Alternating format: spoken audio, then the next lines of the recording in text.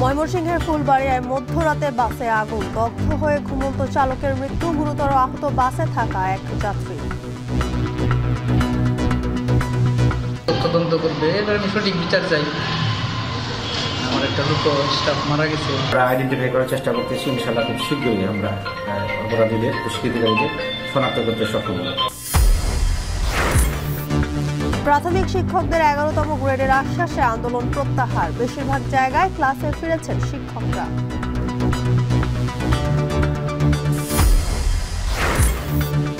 Shariatpur Dhaka 4 lane সড়কে অবৈধ স্থাপনার বিপরীতে ক্ষতিপূরণ, রাষ্ট্রের কোটি কোটি টাকা গচ্ছার সংখ্যা।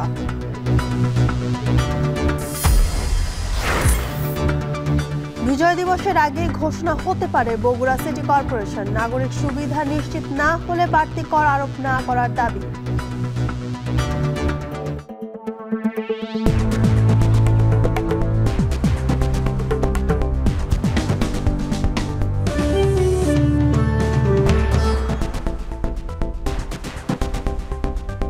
এখন জনপদে পুরো আয়োজনে আপনাদের সঙ্গে আছে আমি জানসিন জ্যোতিকা। ময়মনসিংহের ফুলবাড়িয়ায় আলম এশিয়া পরিবহনের একটি বাসে আগুন দিয়েছে দুর্বৃত্তরা। এতে বাসে ঘুমন্ত এক চালকের মৃত্যু হয়েছে, আহত হয়েছে বাসে থাকা এক যাত্রী। সোমবার রাতে 3টার দিকে ফুলবাড়িয়ার ভালুকজান এলাকায় নাশকতায় এই ঘটনা ঘটে। নিহত চালকের নাম জুলহাস, তিনি ফুলবাড়িয়ার কোয়ের চালা গ্রামের বাসিন্দা ছিলেন। পুলিশ জানায়, সোমবার রাতে ঢাকা থেকে আসা আলম এশিয়া পরিবহনের বাসটি বরাবরের মতো ফুলবাড়িয়ার ভালুকজান এলাকায় রেখে বাসের মধ্যে ঘুমাচ্ছিলেন চালক। এ সময় বাসে অবস্থান করছেন শারমিন সুলতানা নামে এক যাত্রী ও তার ছেলে। রাত 3:15টার দিকে দুর্বৃত্তরা আগুন দিলে বাসটি পুড়ে যায়। এতে বাসের ভেতরে ঘুমন্ত চালকের মৃত্যু হয়, আর বাস থেকে লাফিয়ে প্রাণে বাঁচেন মা ও ছেলে। তবে গুরুতর আহত হন শারমিন নামে ওই যাত্রী। পরে খবর পেয়ে ভালুকা ফায়ার সার্ভিসের কর্মীরা দ্রুত ঘটনাস্থলে গিয়ে আগুন নিয়ন্ত্রণে আনে। ফুলবাড়িয়া থানার ভারপ্রাপ্ত কর্মকর্তা জানান, বাসটি ফুলবাড়িয়া থানার সামনে এনে রাখা হয়েছে। এই ঘটনার জড়িতদের গ্রেপ্তারে অভিযান চলছে। আমরা জেনেছি যে সে ওই বাসেরই ড্রাইভার, সে পিছনের সিটে একটু আগে নিচের যে হাঁটার জায়গা সেখানে ঘুমিয়েছিল। তার বাড়ি হলো ভালুকজানের পাশেই কয়েক চালা গ্রাম। সেখানে আরো 2জন যাত্রী ছিলেন, তারা ঢাকা থেকে আসছেন, এখানে অবস্থান করতেছিলেন বাসের মধ্যে। যে ভোরের আলো ফুটলে তারা তাদের গ্রামের বাড়িতে যাবে। পরবর্তীতে যখন আগুন লাগে তখন তারা জানলার গ্লাস ভেঙে জানলা দিয়ে লাফিয়ে পড়ে। মা ছেলে ছিল, মাটা একটু হেড ইনজুরি হয়ে ঢাকায় চলে গেছে, আর ছেলেটা সুস্থ আছে। এ নিয়ে বিস্তারিত জানাতে ফুলবাড়িয়া থেকে যুক্ত হচ্ছেন সহকর্মী হারুনুর রশিদ। হারুন, বাসে আগুনের বিষয়ে আর কি তথ্য আছে আপনার কাছে, এবং এই বিষয়ে পুলিশই বা কি বলছে জানাবেন। জ্যোতিকা, গত মধ্যরাতে ময়মনসিংহের ফুলবাড়িয়ার ভালুকজান এলাকায় একটি বাসে আগুন দিয়েছে দুর্বৃত্তরা, এবং এই আগুন দেওয়ার ঘটনায় বাসের যিনি চালক জুলহাস, তিনি কিন্তু পুড়ে বা দগ্ধ হয়ে মারা গেছেন, এবং পুলিশ বাস থেকে তার মৃতদেহ উদ্ধার করেছে এবং বাসটিকেও উদ্ধার করে ফুলবাড়িয়া থানার সামনে এনে রাখা হয়েছে। আমরা পুলিশের সাথে কথা বলেছি এবং বাসের মালিক এবং স্থানীয়দের সাথে কথা বলেছি। তারা যেটি বলছেন, বিশেষ করে পুলিশ এই ঘটনাটিকে নাশকতা হিসেবে দেখছেন, এবং তারা এটিকে বলছেন যে এটি কোনো স্বাভাবিক ঘটনা নয়, একটি নাশকতা বা আতঙ্ক তৈরি করার জন্যই এই বাসে আগুন দেওয়া হয়েছে, এবং তারা চেষ্টা করছেন কারা এই বাসে আগুন দিয়েছে। এখানে যে জায়গাটিতে ঘটনা ঘটেছে, এটি একটি পেট্রোল পাম্প আছে এই এলাকায়, এবং পেট্রোল পাম্পের সিসিটিভি ফুটেজ রয়েছে, এবং সেই সিসিটিভি ফুটেজ তারা সংগ্রহ করে বিশ্লেষণের চেষ্টা করছেন, এবং আশপাশের বাসায় আরও কোথাও সিসিটিভি বা রাস্তায় পথিমধ্যে কোথাও সিসিটিভির ফুটেজ আছে কিনা সেগুলো তারা সংগ্রহ করার চেষ্টা করছেন। এবং পুলিশ এটি জোর দিয়েই বলছে যে এটি একটি নাশকতা, দেশে অস্থিতিশীল পরিস্থিতি তৈরি করার জন্য এটি করা হয়েছে, এবং তারা এটি জোর তদন্ত করছেন, এবং কারা এর সাথে জড়িত তাদেরকে শনাক্ত করে গ্রেপ্তারের জন্য তারা চেষ্টা করছেন। আমি যদি একটু বলে রাখি যে গত রাতে যাত্রী নিয়ে ঢাকা থেকে ফুলবাড়িয়া আসে আলম এশিয়া পরিবহনের এই বাসটি, এবং এটি যাত্রী ফুলবাড়িয়ায় নামিয়ে দিয়ে ভালুকজান পেট্রোল পাম্পের সামনে বাসটিকে পার্কিং করে রাখা হয় এবং সেখানেই রাত্রি যাপন করার জন্যই কিন্তু বাসের যিনি চালক জুলহাস তিনি বাসের মধ্যেই ঘুমিয়েছিলেন। এবং এই বাসে আরও 2 জন যাত্রী ছিলেন। বিশেষ করে মধ্যরাতে বাসটি ঢাকা থেকে আসার কারণে এখানে একজন মহিলা এবং তার ছেলে মধ্যরাত হওয়ার কারণে তারা কিন্তু বাসে অবস্থান করছিলেন, এবং যিনি যাত্রী ছিলেন যে মহিলা তার ছেলের সাথে আমরা কথা বলেছি, তিনি যেটি বলেছেন যে রাত হয়ে যাওয়ায় তারা কোথাও বাড়িতে যাওয়ার সাহস পাচ্ছিলেন না, যার কারণে তারা বাসে অবস্থান করছিলেন এবং তারা কিছুটা তন্দ্রাচ্ছন্ন ছিলেন। হঠাৎ করেই তারা দেখতে পান যে বাসে দাউ দাউ করে আগুন জ্বলছে। তখন ছেলে তার মাকে বাসের জ্বালানা দিয়ে নিচে ফেলে দেয় এবং সে নিচে বের হয়ে যায়, এবং ফেলে দেওয়ার কারণে কিন্তু বাসে থাকা যে মহিলা তিনি গুরুতর আহত হয়েছেন এবং তাকে ঢাকায় রেফার করা হয়েছে। আমরা জানি যে ঢাকার নিউরোসায়েন্স হাসপাতালে তাকে নেওয়া হয়েছে বলে আমরা জানতে পেরেছি। এবং বাসের যে ঘুমন্ত চালক ছিল বাসের পেছনের দিকে তিনি শুয়েছিলেন, তিনি কিন্তু আসলে আগুন লাগার আঁচ করতে পারেননি, যার কারণে পুরো বাসটি আগুনে দাউ দাউ করে জ্বলে যায় এবং আগুনে পুড়ে বাসের চালক জুলহাস তিনি মৃত্যুবরণ করেছেন বলে আমরা জানতে পেরেছি। এবং আগুনে কিন্তু বাসটি পুড়ে একেবারে ঝাঁঝরা হয়ে গেছে, অর্থাৎ বাসটি একেবারে পুরো ভিতরের সব অংশই পুড়ে গেছে এবং সিট কাভার সহ ইঞ্জিন সব কিছুই পুড়ে গেছে। তবে এই ঘটনায় কিন্তু ফুলবাড়িয়াতে চাঞ্চল্যের সৃষ্টি হয়েছে এবং একটি আতঙ্কও তৈরি হয়েছে, এবং পুলিশ যেটি বলছে যে তারা চেষ্টা করছেন যারা এই ঘটনার সাথে জড়িত তাদেরকে দ্রুত আইনের আওতায় আনা হবে। তো এই ছিল আমার কাছে ফুলবাড়িয়া থেকে সর্বশেষ। ময়মনসিংহ থেকে যুক্ত ছিলেন সহকর্মী হারুনুর রশিদ, জানাচ্ছিলেন সেখানকার সবশেষ তথ্য। শরীয়তপুর ঢাকা 4 লেন সড়ক সম্প্রসারণ প্রকল্পে বেশি ক্ষতিপূরণ পেতে অধিগ্রহণযোগ্য জমিতে স্থাপনা নির্মাণ করেছে একটি চক্র। আগে এসব স্থাপনা জনস্বার্থ বিরোধী হিসেবে বাতিল হলেও ফের নতুন করে এসব স্থাপনার বিপরীতে ক্ষতিপূরণ দেওয়ার উদ্যোগ নিয়েছে প্রশাসন। সংশ্লিষ্টরা বলছেন যে অবৈধ এসব স্থাপনার বিল পরিশোধে সরকারের গচ্চা যাবে কোটি কোটি টাকা। সজীব খানের ক্যামেরায় কাজী মনিরুজ্জামানের প্রতিবেদন। শরীয়তপুর ঢাকা 4 লেন সড়ক প্রকল্পের অধিগ্রহণযোগ্য জমিতে অবৈধ স্থাপনা সংক্রান্ত 2023-24 অর্থবছরের জনস্বার্থ বিরোধী তালিকা এটি। যৌথ তদন্তের পর তৎকালীন জেলা প্রশাসন সে সময় তালিকা থেকে বাতিল করে বেশ কিছু অবৈধ স্থাপনা। তবে বর্তমান প্রশাসনের নতুন তালিকায় বাদ পড়া সেই সব স্থাপনা পুনরায় অন্তর্ভুক্ত করা হয়েছে। এমনকি ক্ষতিপূরণের মূল্য নির্ধারণে গণপূর্ত বিভাগেও পাঠানো হয়েছে প্রস্তাব। প্রশাসনের এমন কর্মকাণ্ডে হতবাক খোদ ক্ষতিগ্রস্ত এলাকার বাসিন্দারা। স্থানীয়রা বলছেন প্রশাসনের কিছু অসাধু কর্মকর্তা কর্মচারী ও দালাল চক্রের যোগসাজশেই এমন অনিয়ম হচ্ছে, ফলে অধিগ্রহণ প্রক্রিয়া বিলম্বিত হয়ে ক্ষতিগ্রস্ত হচ্ছেন প্রকৃত জমির মালিকরা। আমাদের স্থানীয় কিছু লোকদের মধ্যে এই দালালগুলো ঢুকে তারা ঘর দুয়ার উঠানোর জন্য প্রতিযোগিতা করছে, যে কারণে একটা সময় কি হয়েছে ঘরেই উঠছে, ব্যবসায়ী করতেছে লাখ লাখ টাকা। নতুন করে গড়ে বিভিন্ন রকমের বাণিজ্য হবে, বাণিজ্য চিন্তা করে এই কাজগুলো করছে। আমরা কিন্তু সর্বহারা, গ্রাম হারা। ঘটনার সত্যতা যাচাইয়ে সরজমিনে গিয়ে দেখা যায় সড়কের পাশে সারি সারি টিন, আধা পাকা ও পাকা ঘর, যেখানে বসবাস করেন না কেউ। বেশি ক্ষতিপূরণ লাভের আশায় এমন ঘর নির্মাণ করা হয়েছে বলে অভিযোগ স্থানীয়দের। এখন কেউই থাকে না, আগে ছিল আমার শাশুড়ি, বুঝছেন, পরে ঘর তোলার পর এখন আমরা ওই ঘরে গেছি, এই ঘরে লাড়কি তারপরে কুড়ামুড়া রেখে দিই, এমনি খালি থাকে। এখন এটা ও সাবিনা, এটাই সাবিনা থাকে, এটাই থাকে না, বুঝছেন, এটা সাবিনের এই ঘর। এসব জমি একসময় ফাঁকা ছিল। প্রশাসনের ধারণকৃত এমন একটি ভিডিও এখন টিভির হাতে আসে। ভিডিওতে দেখা যায় আগে যেখানে খালি জমি ছিল সেখানে এখন উঠেছে নতুন ঘর ও খামার। স্থানীয়রা বলছেন দালালের সঙ্গে যোগসাজশে অবৈধ উদ্দেশ্যে এসব স্থাপনা নির্মাণ করা হয়েছে। আমরা তো সরকারি জিনিস সারা বছর খাই না, একবার খাই। তো দালালের মাধ্যমে বোঝেন না, এত উড়াই এখানটা পুকুর আসলে পুকুর বান্ধা হ্যাঁ আমার ফলে বিল্ডিং দিছে, এই করে নাম উঠানো মাঝে উঠেছি। একসময় বাদ দিছে, এরপর আমারটা এটা উঠছে কিনা এটা আমি জানি না আজ পর্যন্ত। যদি ওটা আলহামদুলিল্লাহ এটা আমার বাচ্চারা থাকে, যে এটা কাছাকাছি টাকা বলে আর কি। এ বিষয়ে জেলা প্রশাসকের সঙ্গে কথা বললে তিনি দায় চাপান যাচাই বাছাই কমিটির উপর। তবে তদন্তের আশ্বাসও দেন তিনি। তখন যৌথ তদন্ত একটা কমিটি আছে, কিন্তু সেই কমিটি তখন দেখে সরেজমিনে দেখে ভিডিও দেখে ওই সময়কার সমস্ত কিছু দেখে শুনে তারপর একটা সিদ্ধান্ত নেয়। তো সেরকমভাবেই ওনারা করার প্রেক্ষিতে ওনাদের কাছে যেটা মনে হয় রিপোর্ট করেছে, সেই প্রেক্ষিতে আমরা পিডব্লিউডিকে পাঠিয়েছি যে আপনি এখন দেখেন।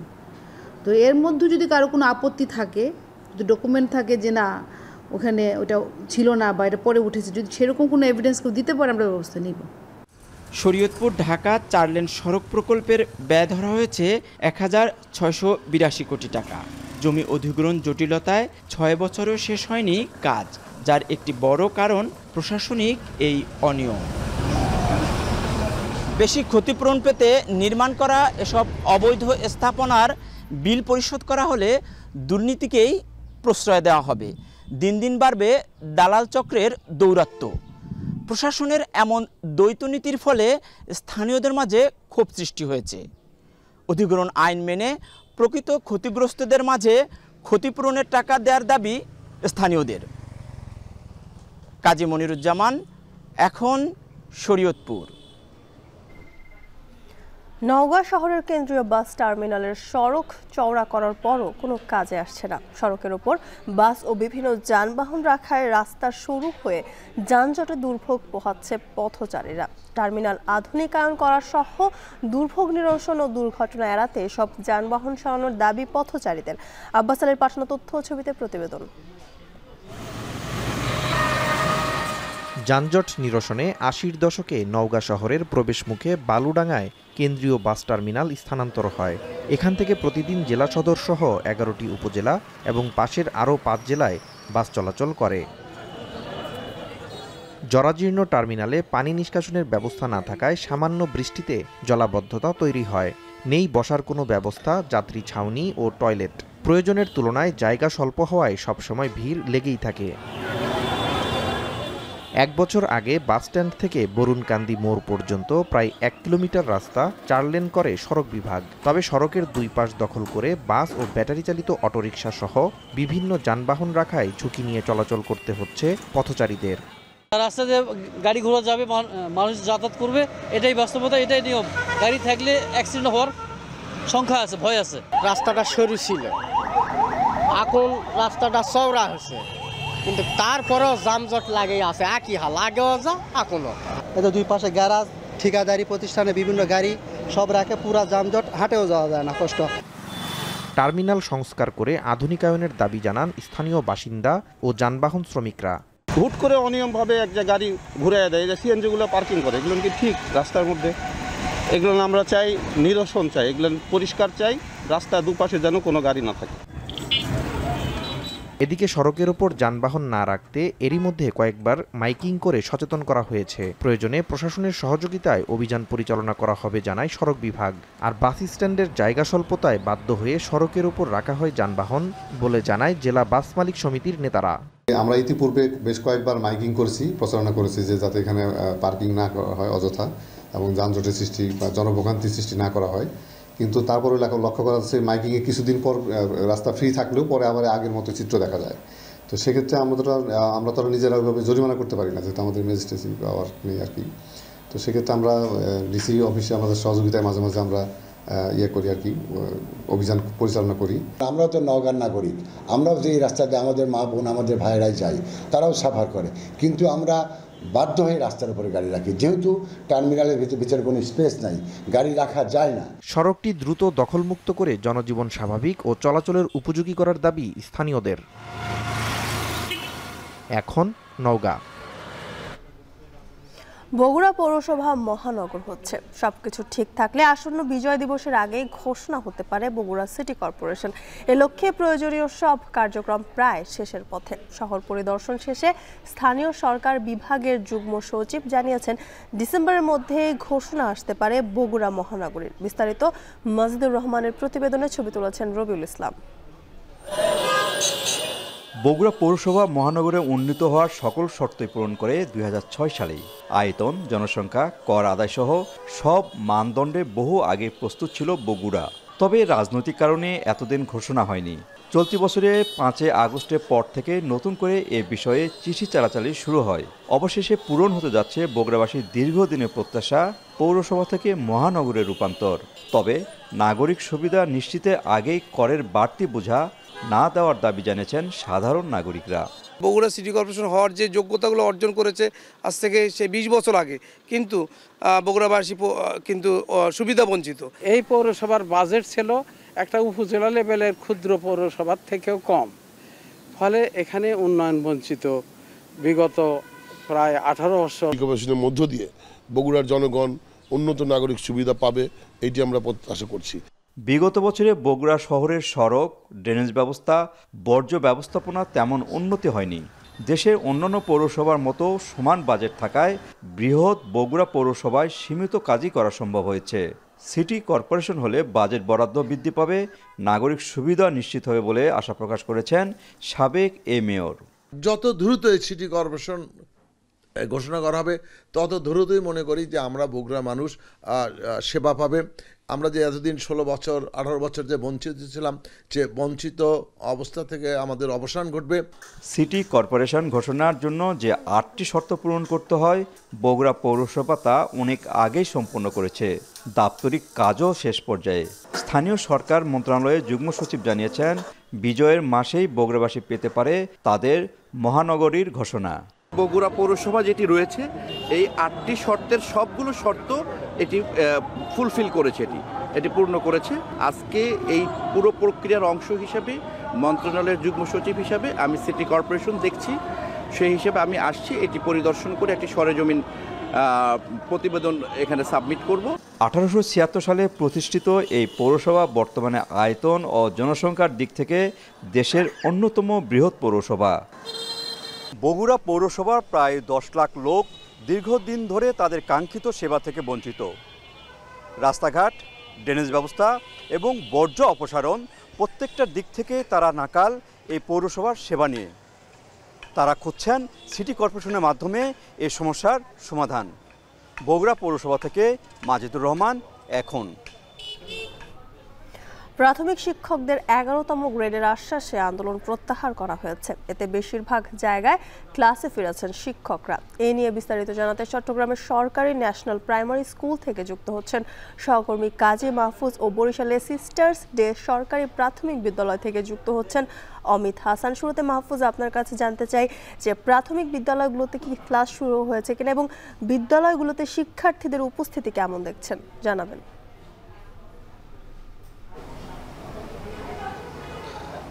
2 দিনের কর্মবিরতি শেষে আজ থেকে মূলত আমরা দেখতে পাচ্ছি চট্টগ্রামের বেশিরভাগ সরকারি প্রাথমিক বিদ্যালয়ের শিক্ষকরা ক্লাসে ফিরেছে, যার ফলে আমরা দেখতে পাচ্ছি শিক্ষার্থী এবং অভিভাবকদের মধ্যে স্বস্তি ফিরেছে। আমরা এখানে যে স্কুলে রয়েছি সরকারি ন্যাশনাল প্রাথমিক বিদ্যালয়, এই বিদ্যালয়ে যদি আপনাকে বলি যে প্রায় 800 মতো স্টুডেন্ট রয়েছে, তবে শিক্ষার্থীর উপস্থিতি তুলনামূলক অনেকটাই কম। আমরা এখানে এসে যেটা জানতে পেরেছি শিক্ষকদের সাথে কথা বলে, তারা আমাদেরকে জানিয়েছেন যে অন্যান্য সময়ে যেখানে 70 থেকে 80% শিক্ষার্থীর উপস্থিত থাকে, সেই জায়গায় আজকে 50% মতো শিক্ষার্থী উপস্থিত হয়েছে। সেক্ষেত্রে তারা বলছেন মূলত 2 দিন বন্ধ থাকার কারণে অনেক অভিভাবক আজকে ক্লাস হবে কিনা এমন অবস্থায় রয়েছে, ফলে তাদের সন্তানদেরকে স্কুলে পাঠায়নি। আবার কেউ বিভিন্ন সিজনাল জ্বরে আক্রান্ত হচ্ছেন, ফলে উপস্থিতি কমেছে। তবে শিক্ষকরা বলছেন যে 2 দিন যে তারা ক্লাসে অংশগ্রহণ করেনি, তার যে ক্ষতিটি হয়েছে সেটি তারা পুষিয়ে দিবেন। বিশেষ করে অনলাইন ক্লাসের মাধ্যমে সেটি পুষিয়ে দেওয়া সম্ভব, তারা আমাদেরকে এমনটি জানিয়েছেন। যদিও অভিভাবকরা বলছেন কদিন পরেই কিন্তু বার্ষিক পরীক্ষা শুরু হবে। বার্ষিক পরীক্ষাতে তাদের যে শিক্ষকদের যে আসলে 2 দিনের কর্মবিরতি ছিল সেটি যদি চলমান থাকে কিংবা এই 2 দিনের ক্ষতি সেটি তাদের পরীক্ষায় নেতিবাচক প্রভাব পড়বে, এমনটি বলছেন অভিভাবকরা। তবে বলা যায় যে যেহেতু ক্লাস শুরু হয়েছে, সেক্ষেত্রে শিক্ষার্থী, অভিভাবক এবং শিক্ষকদের মধ্যেও প্রাণ চাঞ্চল্যতা ফিরে এসেছে, আমি সেটি দেখছি।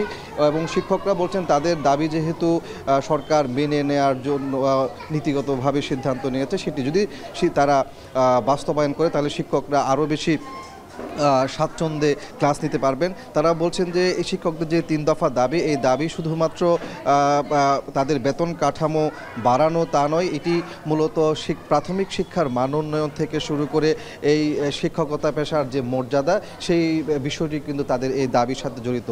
যেহেতু সরকার তাদেরকে আশ্বস্ত করেছেন, তো সেই জায়গাতে তারা সন্তুষ্টি প্রকাশ করেছেন এবং তারা আজ থেকে ক্লাসে ফিরেছেন এবং শিক্ষার্থীদেরকে নিয়মিত ক্লাসে আসার জন্য অভিভাবকদের তারা অনুপ্রাণিত করবেন, এমনটি আমাদেরকে জানিয়েছেন। জ্যোতিকা, এবার একটু বরিশালের স্কুলগুলোর খবর জানবো। অমিত, বেশ কিছুদিন ক্লাস বন্ধ ছিল, সেক্ষেত্রে ক্ষতি পুষিয়ে নিতে বাড়তি ক্লাস নেওয়া হবে কিনা, কি তথ্য আছে আপনার কাছে? জ্যোতিকে একটু জানিয়ে রাখি যে গত 2 দিন ধরে প্রাথমিক শিক্ষকদের কর্মবিরতি চলমান ছিল এবং তার প্রেক্ষিতে স্কুলগুলোতে কোনো ধরনের কিন্তু ক্লাস হয়নি। শিক্ষকরা উপস্থিত থাকলেও ক্লাস কার্যক্রম কিন্তু বন্ধ ছিল এবং আজকে তৃতীয় দিনের মতো কিন্তু সকাল থেকে 10টা পর্যন্ত তারা কিন্তু কর্মবিরতিতে ছিলেন। তারপরে কিন্তু তারা শ্রেণীকক্ষে পাঠদানের কার্যক্রম সেটি শুরু করেছেন এবং আজকে আমরা বেশ কিছু স্কুলে দেখেছি যে শিক্ষকরা ক্লাসরুমে ফিরেছেন এবং তারা বলছেন যে তাদের যে 11তম গ্রেডে উন্নীতকরণের সিদ্ধান্ত নেওয়া হয়েছে সেই আশ্বাসে তারা ক্লাসরুমে ফিরেছেন। তবে তাদের যে সিদ্ধান্তটি নেওয়া হয়েছে সেটি প্রজ্ঞাপন আকারে দ্রুত সময়ের মধ্যে জারি করতে হবে, এমনটিও তারা জানিয়েছেন। এবং আরেকটু জানিয়ে রাখি যে অভিভাবক এবং শিক্ষার্থীরা কিছুটা দ্বিধাদ্বন্দ্বে রয়েছিলেন যে আসলে কবে নাগাদ স্কুল কার্যক্রম আবার শুরু হবে, সেক্ষেত্রে তাদের পড়াশোনায় কোনো প্রভাব পড়বে কিনা। তবে শিক্ষকরা বলছেন তাদের যে ক্ষতিও হয়েছে 2 দিনে সেটা পুষিয়ে নেওয়ার চেষ্টা করবেন তারা এবং বাড়তি ক্লাসের মাধ্যমে তারা কিন্তু সেই ক্ষতিটা পুষিয়ে নেবেন। এবং আরেকটু জানিয়ে রাখি যে আজকে বিদ্যালয়গুলোতে শিক্ষার্থীদের উপস্থিতি ছিল বেশ কম এবং আমরা দেখেছি যে কিছু কিছু স্কুলে শিক্ষার্থীদের উপস্থিতি একদম নেই বললেই চলে। তবে শিক্ষকরা পাঠদান কার্যক্রমে ফিরেছেন, তারা কিন্তু শিক্ষার্থীদের ক্লাস নিচ্ছেন এবং তারা বলছেন যে শিক্ষার্থীদের কথা বিবেচনা করে যেহেতু পরীক্ষার সামনে রয়েছে সে কারণেই তারা কিন্তু ক্লাসরুমে ফিরেছেন এবং পাঠদান করাচ্ছেন। তবে তাদের যে সিদ্ধান্ত রয়েছে সেটি লিখিত আকারে যত দ্রুত সম্ভব দেওয়ার দাবি তারা জানিয়েছেন। এবং আরেকটা কথা তারা জানিয়েছেন যে তাদের কেন্দ্রীয়ভাবে যে সিদ্ধান্ত নেওয়ার কথা ছিল, আসলে কর্মবিরতির যে সিদ্ধান্ত সেটি এখনও তাদের কাছে সুনির্দিষ্ট নয়। তারা এখনও জানেন না আসলে কর্মবিরতি কেন্দ্রীয়ভাবে প্রত্যাহার হয়েছে কিনা, সেই কারণে কিছুটা দ্বিধাদ্বন্দ্বে রয়েছেন। তবে তারা বলছেন যে কেন্দ্রীয়ভাবে যে কোনো সিদ্ধান্তই আসলে তাদেরকে দ্রুত সময়ের মধ্যে জানানো উচিত, কেননা আসলে এই সিদ্ধান্তের উপরেই তারা কিন্তু কর্মবিরতিতে ছিলেন। এখন তারা ক্লাসরুমে ফিরবেন কিনা সেটিরও একটি সিদ্ধান্ত তারা কিন্তু জানতে চেয়েছেন এবং জানানোর কথা বলেছেন। এবং আরেকটু জানিয়ে রাখি যে বরিশালের বিদ্যালয়গুলোতে প্রাথমিক বিদ্যালয়গুলোতে দেখেছি আমরা সকাল থেকেই শিক্ষার্থীদের উপস্থিতি বেশ কম। তবে শিক্ষক যারা রয়েছেন তারা কিন্তু ক্লাসরুমে যাচ্ছেন এবং পাঠদান কর্মসূচি সেটি কিন্তু চালিয়ে যাচ্ছেন। তবে তারা বলছেন যে আগামীকাল ক্লাস কার্যক্রম চললে দেখা যাচ্ছে যে এই শিক্ষার্থীদের উপস্থিতি স্বাভাবিক অবস্থায় ফিরবে। বরিশাল থেকে এই ছিল আমার কাছে সবশেষ। জ্যোতিকা, প্রাথমিক শিক্ষকদের আন্দোলন প্রত্যাহার, সে খবর জানাচ্ছিলেন সহকর্মীরা। শেরপুরের নকলায় কৃষি অফিসারকে মারধরের ঘটনায় আসামিদের দ্রুত গ্রেপ্তারের দাবিতে কলম বিরতি পালন করছে কৃষি কর্মকর্তারা। এ নিয়ে বিস্তারিত জানাতে চক পাঠক খামারবাড়ি থেকে যুক্ত হচ্ছেন সহকর্মী জাহিদুল খান সৌরভ। সৌরভ, কলম বিরতিতে কি বলছেন কৃষি কর্মকর্তারা, বিস্তারিত জানাবেন।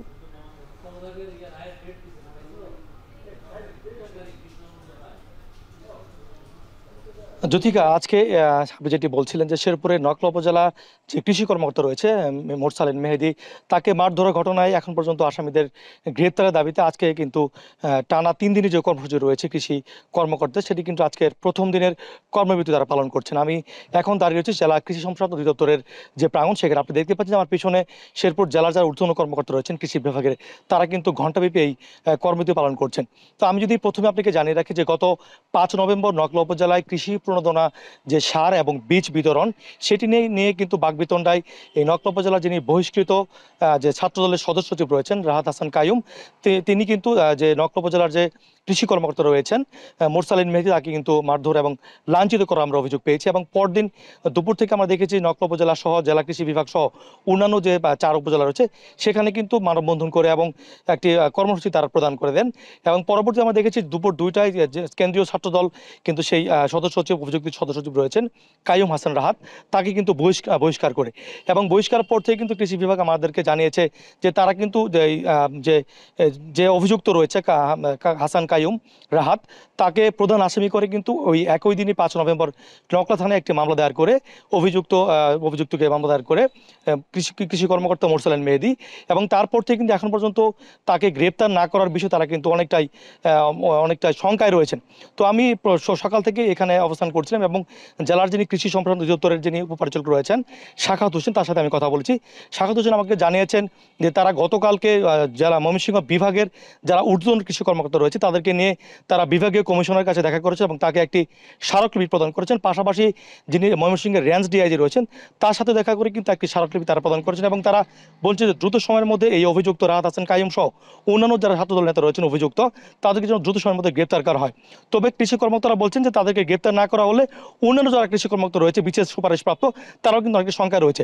তবে কৃষকরা বলছেন যে যদি এভাবে টানা কর্মসূচি তারা চালিয়ে যান তাহলে কিন্তু মাঠ পর্যায়ে কৃষকরা অনেক তথ্য থেকে তারা বঞ্চিত এবং কিছুটা তারা ক্ষতিগ্রস্ত হবেন। তো জ্যোতিকা, এই ছিল শেরপুর থেকে আজকের কলম বিরতির আমার কাছে সর্বশেষ তথ্য। শেরপুর থেকে যুক্ত ছিলেন সহকর্মী জাহিদুল খান সৌরভ, জানাছিলেন সেখানকার সবশেষ তথ্য। অর্থ সংকটে 8 বছরেও শেষ হয়নি ব্রাহ্মণবাড়িয়ার আশুগঞ্জ স্টিল রাইস সাইলোর নির্মাণ কাজ। ঠিকাদারি প্রতিষ্ঠানের দাবি বিলের অর্থ ফেরত দেরি হওয়ায় পুরোদমে কাজ করা যাচ্ছে না। তবে আগামী ডিসেম্বরে কাজ শেষ না হলে বিকল্প চিন্তার কথা জানিয়েছেন প্রকল্প সংশ্লিষ্টরা। আজিজুল সঞ্চয়ের প্রতিবেদনে দেখুন বিস্তারিত।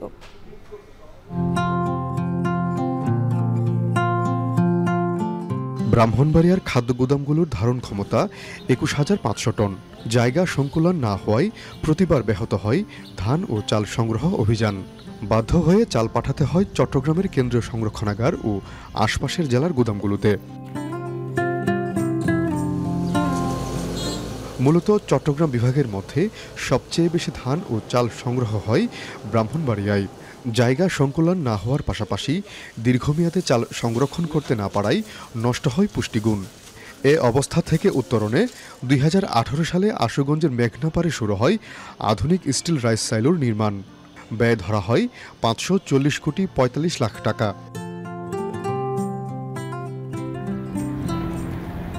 1,05,000 টন ধারণ ক্ষমতার সাইলোটিতে চালের পুষ্টিগুণ অটুট রেখে সর্বোচ্চ 2 বছর পর্যন্ত সংরক্ষণ করার সুবিধা থাকছে।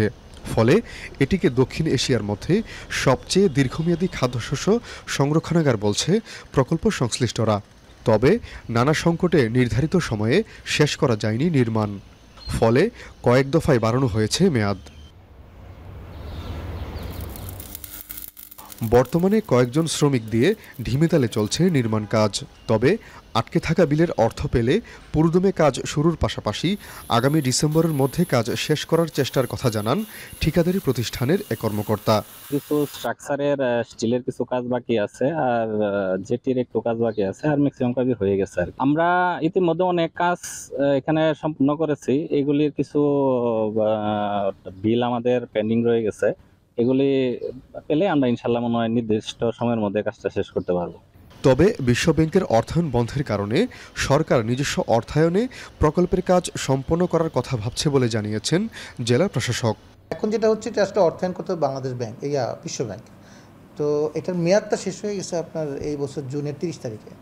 আর যে কারণে সমস্যা হচ্ছে আপনার তারাও অর্থায়ন বন্ধ আছে, সেজন্য ঠিকাদার ঠিকমতো বিল পাচ্ছে না বলে আসলে এই ডিলেটা হচ্ছে আর কি। তো আমার মনে হয় যে আমি যতটুকু শুনেছি আর কি সরকার তার নিজস্ব অর্থায়নে এটা বাকিটা সম্পূর্ণ করার চেষ্টায় আছে আর কি। আধুনিক খাদ্যশস্য সংরক্ষণাগার প্রকল্পের আওতায় আশুগঞ্জ স্টিল রাইস সাইলোর নির্মাণ কাজ করছে তমা কনস্ট্রাকশন অ্যান্ড কোম্পানি লিমিটেড। বর্তমানে প্রকল্পের অগ্রগতি প্রায় 80%। আজিজুল সঞ্চয়, এখন ব্রাহ্মণবাড়িয়া। সরবরাহ কম থাকায় অজুহাতে খুলনায় বাড়তি দামে বিক্রি হচ্ছে পেঁয়াজ। সপ্তাহের ব্যবধানে প্রতি কেজি পেঁয়াজের দাম বেড়েছে 30 থেকে 35 টাকা পর্যন্ত।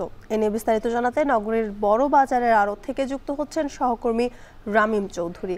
রামিম, বাজারে বর্তমানে কত টাকায় বিক্রি হচ্ছে পেঁয়াজ এবং এই নিয়ে কি বলছেন ক্রেতা বিক্রেতারা, জানাবেন।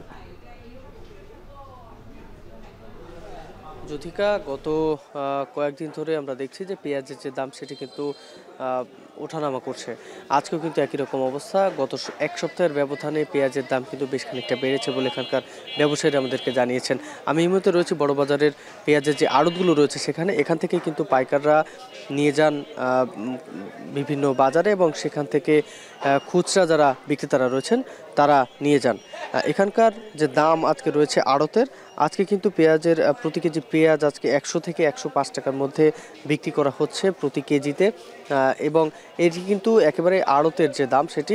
এরপরে কিন্তু পাইকাররা এই দামে নিয়ে যাবেন এবং এরপরে কিন্তু দাম আস্তে আস্তে বাড়তে থাকবে এবং খুচরা পর্যায়ে গিয়ে পেঁয়াজের প্রতি কেজি দাম কিন্তু প্রায় 130 থেকে 140 টাকা পর্যন্ত চলে যায় বলে এখানকার ব্যবসায়ীরা আমাদেরকে জানিয়েছেন এবং বিভিন্ন বাজার ঘুরে আমরা দেখেছি।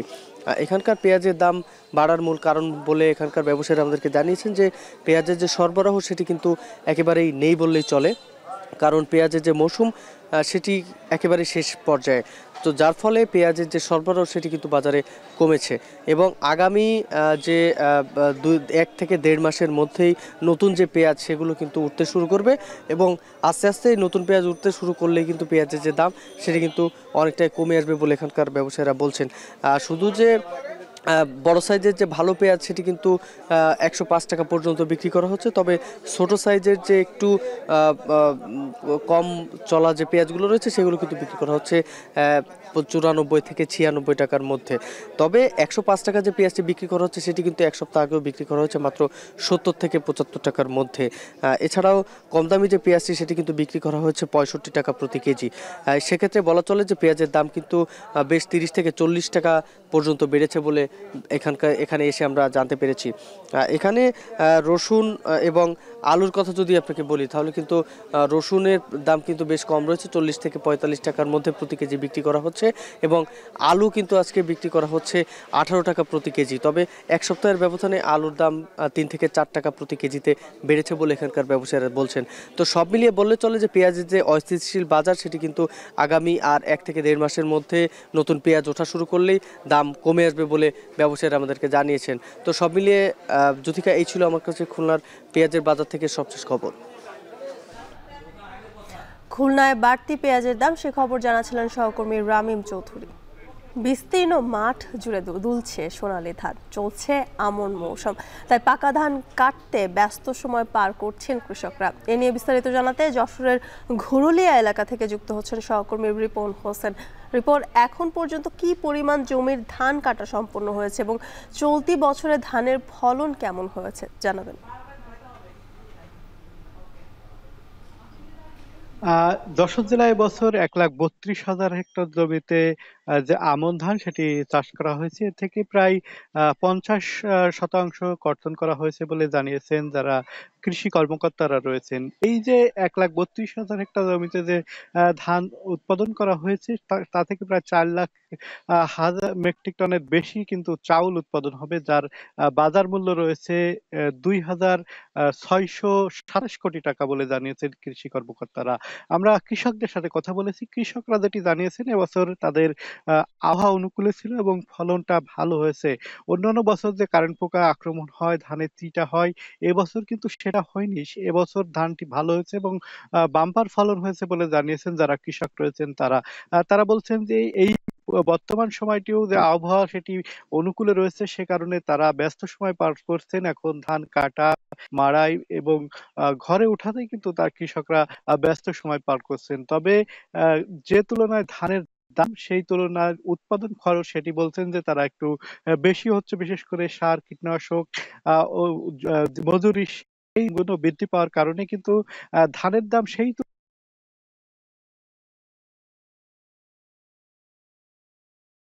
আমার কাছে সর্বশেষ জ্যোতিকা।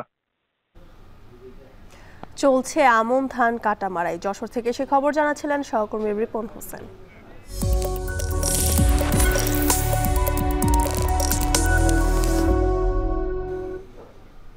এশিয়া প্যাসিফিক অঞ্চলের 3,000 চিকিৎসকদের নিয়ে ফিলিপিন্সের রাজধানী ম্যানিলায় চলছে এশিয়া প্যাসিফিক সোসাইটি অফ রেসপিরোলজির 29তম কংগ্রেস। বাংলাদেশ থেকে অংশ নিয়েছেন 3 শতাধিক বিশেষজ্ঞ চিকিৎসক।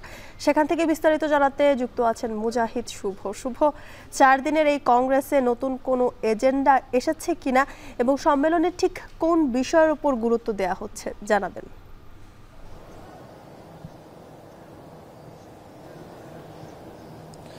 যুথিকা, ঠিক 18 থেকে 20 বছর ধরে বাংলাদেশি বিশেষজ্ঞ চিকিৎসকরা এই কনফারেন্সে যোগ দিয়ে থাকেন, বক্ষব্যাধি বিশেষজ্ঞ মূলত যারা, কিন্তু এবছর সর্বোচ্চ যোগ দিয়েছেন স্বাগতিক দেশের বাইরে, বলা যায় যে সবচেয়ে বেশি বাংলাদেশ থেকে আসলে অংশ নিয়েছে।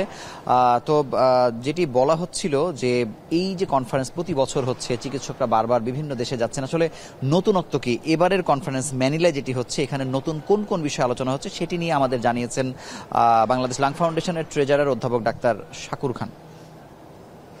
এপিএসআর তো একটা বড় প্ল্যাটফর্ম এই অঞ্চলের জন্য, রেসপিরেটরি ফিজিশিয়ানদের জন্য প্রতি বছরই কিছু চমক থাকে। তো এবারের নতুনত্ব হলো গতানুগতিক যে জিনিসগুলো থাকে, বিজ্ঞানী পেপার, সায়েন্টিফিক পেপার প্রেজেন্টেশন হয়, পোস্টার প্রেজেন্টেশন হয়, ওয়ার্কশপ হয়, পলিসি মিটিং হয়, সবগুলোই ঠিক আছে।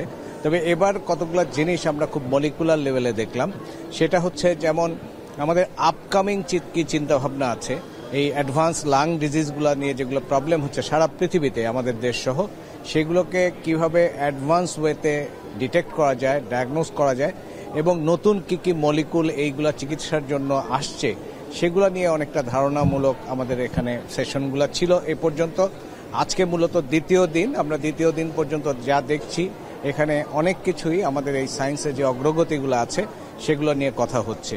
আমরা অনেক পুরনো কিছু অসুখ জানি, অ্যাসমা, সিওপিডি অথবা ওভারল্যাপ অথবা অন্যান্য যে আইএলডি ইত্যাদি, আমরা জানি যে আমাদের পাঠ্যপুস্তকে এগুলো সম্বন্ধে যথেষ্ট লেখা আছে এবং যথাসময়ে এগুলো আমরা বিভিন্ন পেপার এবং পাবলিকেশনে আমরা পেয়ে থাকি আপডেট।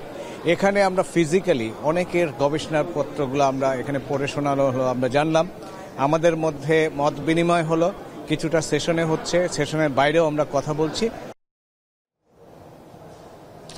যেমনটি শুনছিলেন যে নতুন নতুন যে রোগ যেমন আসছে বক্ষব্যাধির, সেই একই সাথে কিন্তু সেই ধরনের অ্যাডভান্স ট্রিটমেন্টও কিন্তু আসলে আসছে। আপনি জেনে থাকবেন যে এখানে শুধুমাত্র যে চিকিৎসকরাই এসছেন ব্যাপারটা কিন্তু এমন নয়, চিকিৎসকদের সাথে কিন্তু বাংলাদেশের প্রথম সারির যে ফার্মাসিউটিক্যাল ইন্ডাস্ট্রির যারা, তারা কিন্তু এখানে এসছেন। নতুন যে মলিকুল নিয়ে আলোচনা হচ্ছে, নতুন ওষুধ নিয়ে আলোচনা হচ্ছে, নতুন ধরনের প্রযুক্তি নিয়ে আলোচনা হচ্ছে, এই সব কিছু তারাও কিন্তু একটি থার্ড আই থেকে তারা কিন্তু দেখছেন, পর্যবেক্ষণ করছেন। এবং চিকিৎসকরা যখন বলে দিবেন যে আসলে এটি বাংলাদেশে প্রয়োজন, এই ওষুধ প্রয়োজন বা হচ্ছে এই ধরনের প্রযুক্তি বাংলাদেশে নিয়ে যাওয়া প্রয়োজন, সেটি কিন্তু তারা আসলে খুব দ্রুততম সময়ের মধ্যে নিয়ে যাওয়ার চেষ্টা করেন। এবং শুধু তাই নয়, এখানে যারা যে চিকিৎসকরা আসতে পারেন নাই তাদেরকে এই তথ্যগুলো কিন্তু পৌঁছে দেওয়ার দায়িত্ব আসলে নিয়ে থাকে বাংলাদেশ লাং ফাউন্ডেশন। তারা চায় যে তৃণমূল পর্যন্ত রোগীরা যারা ছড়িয়ে আছেন তারাও যেন সেবা পায়, এবং একই সঙ্গে যারা চিকিৎসক আছেন সে যেই বিষয়েরই হোক না কেন, যারা বক্ষ ব্যাধির চিকিৎসা যারা দিয়ে থাকেন, তারা যেন এই তথ্য একই সময়ে পান এবং বাংলাদেশের সমস্ত রোগীরা যেন সর্বাধুনিক ট্রিটমেন্ট ঘরে বসেই পেয়ে যান। এই ছিল এখানকার সবশেষ খবর। যুথিকা। চলছে এশিয়া প্যাসিফিক সোসাইটি অফ রেসপিরোলজির 29তম কংগ্রেস, সেই বিষয়ে সবশেষ তথ্য জানাচ্ছিলেন মুজাহিদ শুভ। রাজশাহী বিশ্ববিদ্যালয়ের শিক্ষার্থীদের সম্পর্কে পড়াচ্ছে টানাপোড়েন। সাম্প্রতিক সময়ে ফাইল আটকে রাখা দিয়ে রেজিস্ট্রারের সঙ্গে রাকসুর জিএস-এর বাকবিতণ্ডার ঘটনায় ক্যাম্পাস জুড়ে সৃষ্টি হয় আলোচনা সমালোচনা। শিক্ষার্থীর সম্পর্কের এই সংকট দূর করতে উভয় পক্ষকে আরও দায়িত্বশীল আচরণ করার আহ্বান শিক্ষক প্রতিনিধিদের। মারুফ হাসানের প্রতিবেদন।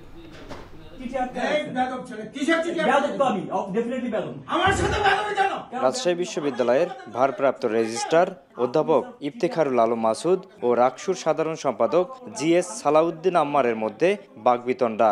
রোববার দুপুরে বিশ্ববিদ্যালয়ের রেজিস্ট্রার দপ্তরের এ ঘটনা সামাজিক যোগাযোগ মাধ্যমে বিষয়টি ছড়িয়ে পড়লে ক্যাম্পাস জুড়ে শুরু হয় আলোচনা।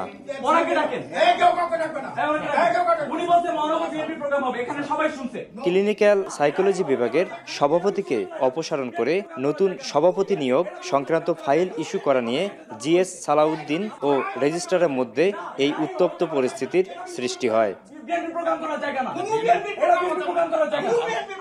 রেজিস্ট্রারের কাছে এনসিপি হোক, বিএনপি হোক, জামাত হোক, রেজিস্ট্রারের কাছে রাজনৈতিক নেতাকর্মীরা শিডিউল নিবে কেন, কোন উদ্দেশ্যে, এবং রেজিস্ট্রারের সাথে এই রাজনৈতিক সংগঠনগুলোর ফাংশন কি আলটিমেটলি? পরিকল্পিতভাবে বিএনপিকে জড়িয়ে আমার সঙ্গে একটা লিঙ্ক করে এবং গত 1 মাস ধরে একটা সংঘবদ্ধ অপপ্রচারের তারা আমার বিরুদ্ধে একটা গ্রুপ, অধিকাংশ বট আইডি, অধিকাংশই ওই তাদের যেটুকু চেনা যায় একটা বিশেষ গ্রুপের, তারা রেজিস্ট্রারের বিরুদ্ধে তারা ধারাওভাবে কথা বলে যাচ্ছে। শিক্ষক হিসেবে যেসব দায়িত্ব আছে সেগুলো সঠিকভাবে পালন করলে শিক্ষার্থীদের আস্থা বেশি তৈরি হয়। শিক্ষকদেরকে শিক্ষকের মতো আচরণ থাকা দরকার। শিক্ষকদের যে বুদ্ধি, বিবেচনা, প্রজ্ঞা, যে বিষয়গুলো নিয়ে শিক্ষার্থীর কাছে যাওয়া দরকার, আমি মনে করি সেই জায়গা থেকে আমাদের হয়তো নিশ্চয়ই ঘাটতি আছে। শিক্ষার্থীদেরকেও বুঝতে হবে যে আসলে তাদের কি করণীয় আছে। তবে বিশ্ববিদ্যালয়ের প্রশাসন বলছে জাতীয়ভাবে মূল্যবোধের অবক্ষয়ের কারণে শিক্ষক শিক্ষার্থীর সম্পর্কের অবনতি হচ্ছে। সামগ্রিক অবক্ষয়ের কারণে এগুলা আমরা একটু পরিবর্তন দেখতে পাচ্ছি। তা আমরা বিশ্ববিদ্যালয়ের শিক্ষক হিসাবে এবং বিশ্ববিদ্যালয় প্রশাসনের অংশ হিসাবে আমরা যেটা আমাদের প্রত্যাশা থাকবে, এই অবস্থাটার উত্তরণ দরকার এবং শিক্ষক শিক্ষার্থীর সম্পর্ক আবার যে লেভেলে হওয়া দরকার, মধুর সম্পর্ক, সেটা আবার ফিরিয়ে আনা দরকার। দ্রুতই শিক্ষক শিক্ষার্থীদের মধ্যে সম্পর্কের উন্নতি হয়ে বিশ্ববিদ্যালয়ে একাডেমিক ও প্রশাসনিক কার্যক্রমে আরও গতিশীল আসবে বলে প্রত্যাশা শিক্ষার্থীদের। মারুফ হাসান, এখন, রাজশাহী। শেষ করছি এখন জনপদে, তবে তার আগে শিরোনামগুলো আরো একবার। ময়মনসিংহের ফুলবাড়িয়ায় মধ্যরাতে বাসে আগুন, দগ্ধ হয়ে ঘুমন্ত চালকের মৃত্যু, গুরুতর আহত বাসে থাকা এক যাত্রী। তদন্ত করবে, এটার আমি সঠিক বিচার চাই। আমার একটা লোক স্টাফ মারা গেছে, আমরা আইডেন্টিফাই করার চেষ্টা করতেছি। ইনশাআল্লাহ খুব শীঘ্রই আমরা অপরাধীদের, দুষ্কৃতিকারীদের শনাক্ত করতে সক্ষম হব।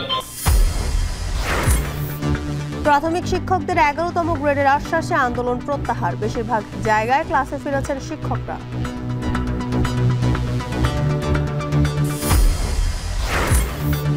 শরীয়তপুর ঢাকা 4 লেন সড়কে অবৈধ স্থাপনার বিপরীতে ক্ষতিপূরণ, রাষ্ট্রের কোটি কোটি টাকা গচ্চার সংখ্যা।